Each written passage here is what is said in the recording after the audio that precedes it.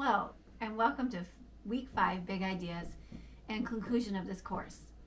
I will be first discussing my big takeaways from this week's reading, chapters, and videos.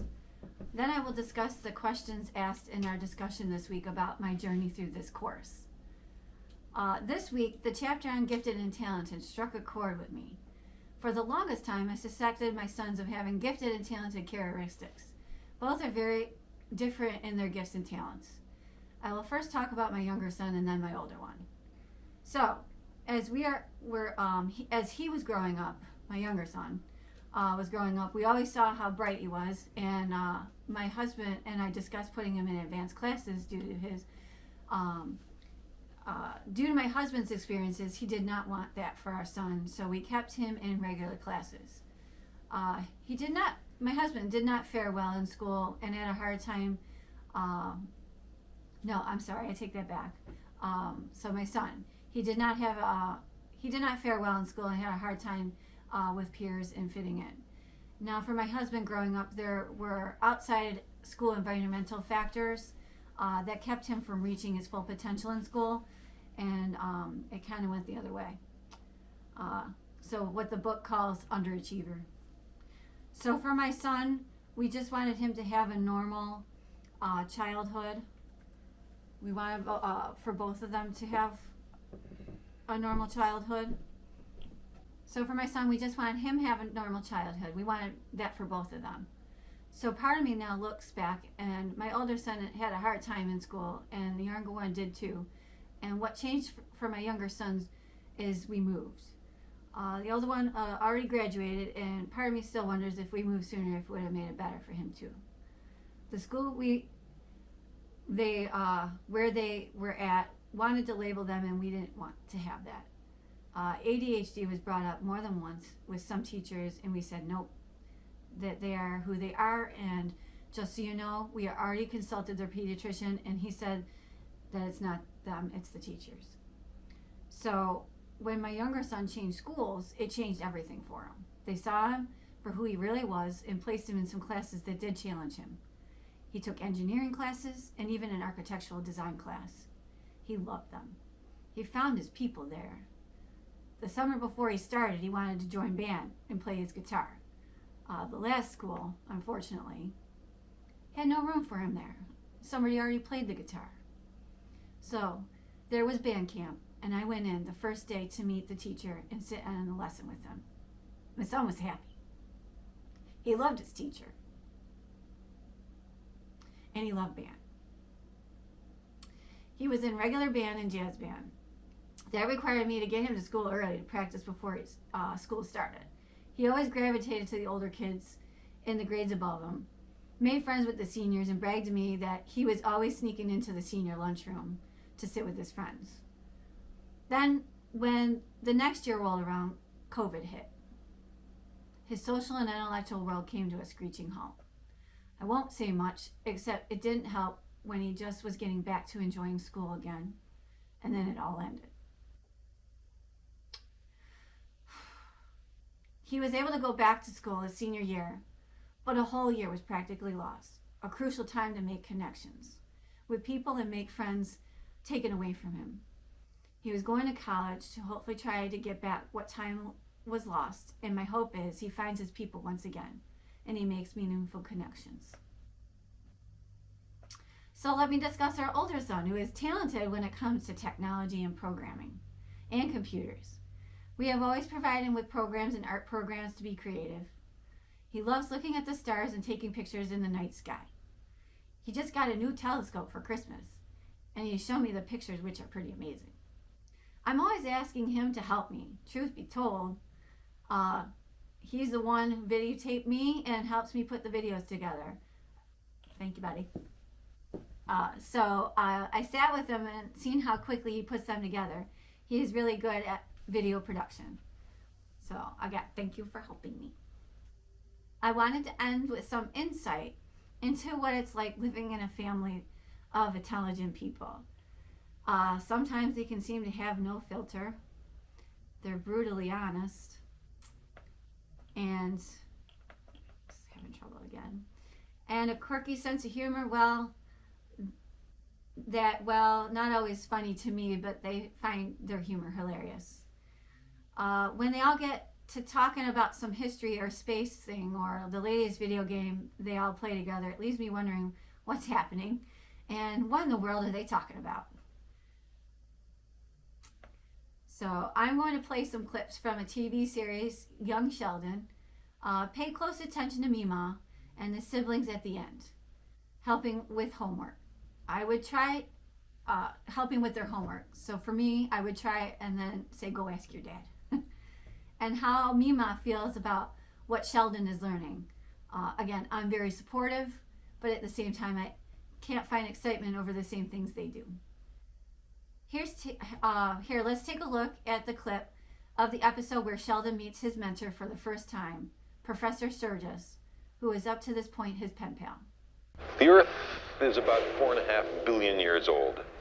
In the cosmic calendar, it's... Shelley, we need to talk to you. Of interstellar All right. gas and dust. Mima spoke to Dr. Sturgis, And? he was open to you staying. Yes! When can I go? Now, hold on. Before you get ahead of yourself, this is just a trial run for one night. And even if it goes well, you're not starting college tomorrow. It's just to see if this is an option for the future. You understand? Yes. The prospect of advancing to the next stage of academia had me feeling giddy. And on top of that, I got to pack a suitcase, which is like playing Tetris, but with underwear.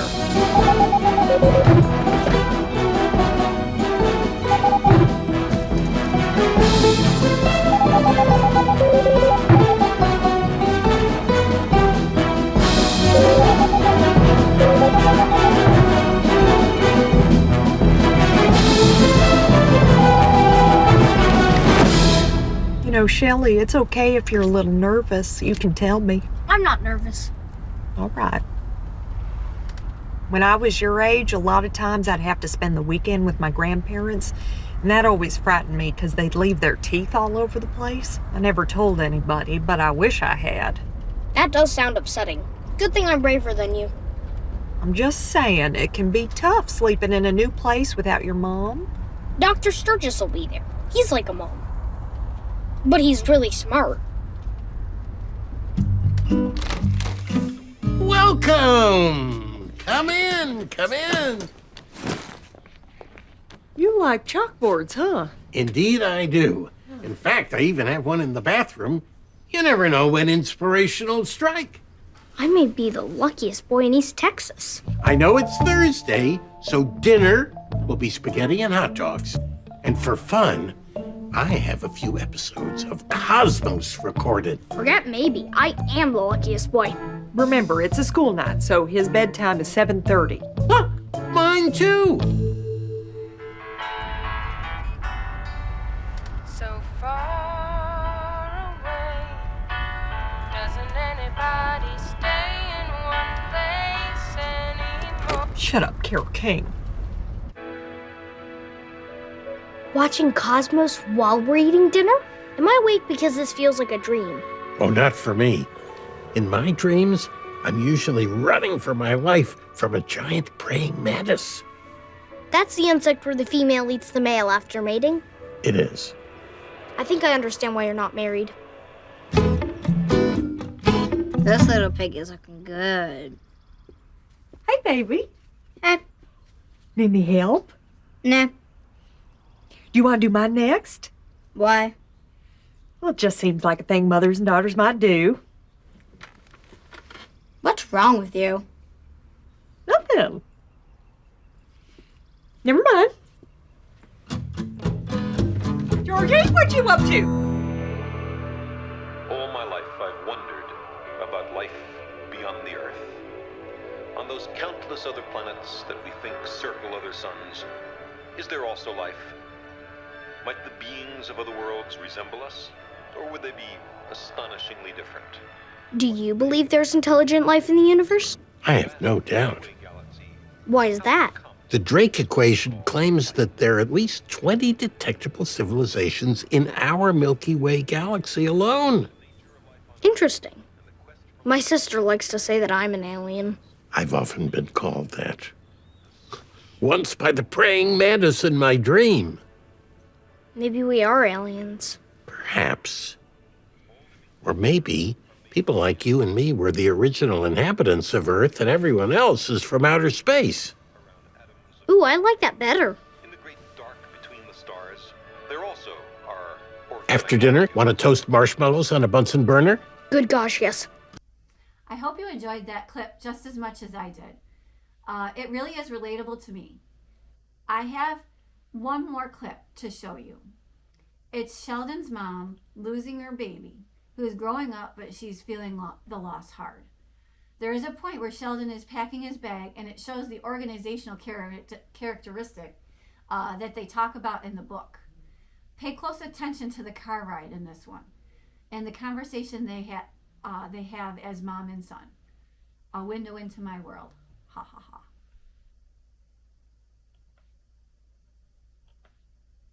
ha. In young Sheldon, he has a mentor. Well, throughout the show, there has he has more professors who become his mentors to him, but you get the idea. It is super important for them to have someone they can relate to and share ideas with. Not to say they don't share them with me, but it's quite different for sure. They address that, I believe, in the one video, on how important it is to have a mentor who they can feel safe with and on their level. I cannot begin to tell you how huge that is.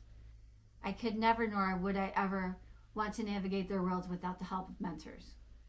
So the mentor for my boys is their dad. For my youngest, he still keeps up with his teacher from band in high school and loves his music mentor, who he has taken music lessons from since he was little. We also have a family friend who is good to both of them, taking them skeet shooting or showing them how to weld and doing other little things with them. So for me, when I become a teacher, I will be looking at the unexpected unachiever or the student who needs more. It is what will make the difference in their life. I will look at the chapters in my book, and I'm going to purchase a hard copy, since I will want to refer back to it when I am in the field and teaching. As for the answer to the deeper meaning of questions asked in our discussion, to answer to those questions, I have this to say. The argument made, we've come a long way in the past 100 years, but how much further do we have to go to ensure that we as a society are fulfilling the mandate of a democratic civilization that believes in the power of education and equality? The question asked, is it unrealistic ideal? And to that I answer, I do believe yes. It is unrealistic ideal because our country believes in testing our children. We have big companies to stand to profit from the testing they help create and the textbooks that go along with them. Finland has the way children should be taught, and it supports a happy child. I wonder how it would have been if we actually did do away with the current educational system and put in place a system like Finland. Do you think we would have less children on medications? Less adolescents that are depressed or anxious? Would less people turn to crime? Some things to really ponder. We need to stop valuing grades and testing and start valuing individuals and then education. Based on everything I read and watched over the past 5 weeks, the biggest takeaways from this course are: the treatment of individuals with intellectual disabilities has a long and sordid past, dating back hundreds of years, before various disabilities were really understood. We do live in an era of advocacy and recognition. By all means, we do. There are many forms of intelligence. However, the struggle is still very real out there, with people who feel that there is no room for people like that. And those who make programs on YouTube that mock and make fun of disabled. Another takeaway this week was this week on vision and hearing impairments. The week we did that. It helped me understand my student better, and I will carry that knowledge on with me to help her in her next school year. There is only one way I can describe taking this class and how it was a journey. It truly was a journey, to which I saw through the eyes of others how we should help and the ways we can help as future educators. It got me out of my comfort zone, for sure. At first I was like, you want me to do what? A video? Nah, not me. Well, now I am more comfortable, and I feel that each video I did got a little better than the last one. The book even helped me understand my own family better. I have one last thing to say, and this is for all future teachers out there, and I'm speaking from my personal experiences, of course, that not all schools are created equal. And yes, the struggle is still very real out there. What you take away here and in life is to see the little things. See the signs early. Don't wait. Do all you can to make sure kids are happy with who they are and encourage their imagination and curiosity. Not every professional in the field is right, and if you are not sure about something, look for answers yourself to see the truth. My personal experiences and the new knowledge I have of this course will be what I take with me to be the best teacher I can be. I'm Mandy Sampson. I hope you enjoyed this video. Take care and bye for now.